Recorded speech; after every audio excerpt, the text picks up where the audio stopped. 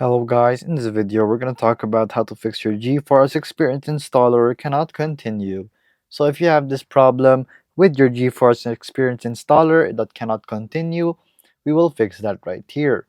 So here we are in video right now, so let's just say you already have your Experience installer. So the first thing you'll have to do is go to your own actual device manager, as you can see right here in your desktop, and then you'll have to go and then locate your device manager. From there, you want to click down here and then go to display adapters, and then from there you want to actually uninstall or update this driver and check it out for properties. If it's not there, the GeForce is not there.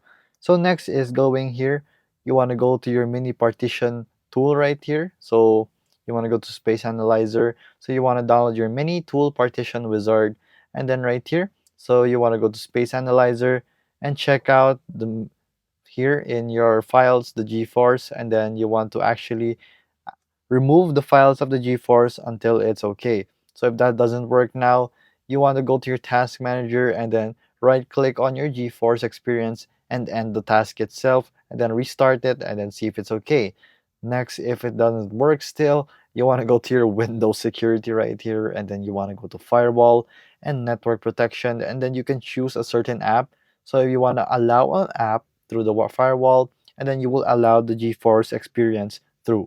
So it's just that simple. So there you go guys, that is how you fix it. If this video was helpful, please hit the like button and don't forget to subscribe.